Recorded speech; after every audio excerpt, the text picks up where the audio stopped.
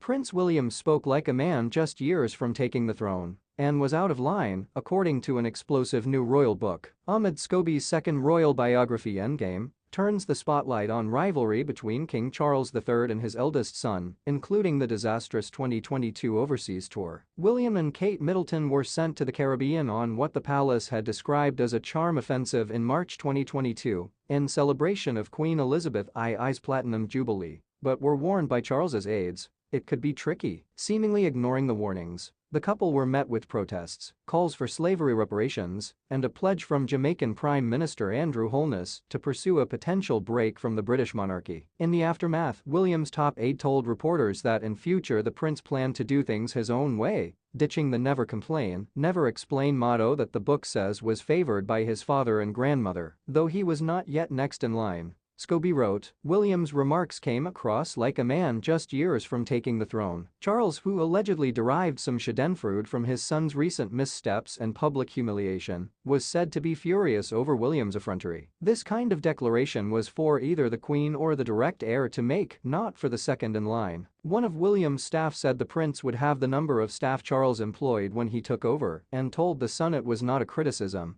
But times are changing. The book said in aide huff that it was disrespectful. Not only was he dangling the carrot of something his father could not deliver, but he also failed to address how he could actually deliver any of that. Another source added at the time that William was out of line, Scobie wrote, and Charles saw this as a deliberate attempt to upstage him. The Duke of Cambridge's Prince William was then known screwed up, but he effectively leveraged the moment to tease the public that he could soon be able to bring change. As often envious of his own son's popularity and favored status in the institution as then Prince Charles was, this was already a sensitive topic with him, so this breach in royal etiquette, which he has never spoken about directly with William, apparently left a mark. It all came after a tour in which William and Kate were awkwardly photographed greeting children through the holes in a mesh fence and a poorly received photo shoot standing up in a Land Rover, which some felt had colonial undertones. Charles's ego was also bruised because William seemed not to take his advice to be alert and prepared for potential conversations about reparations during the visit. Though Charles and William share a number of passions and interests, their style of leadership is quite different,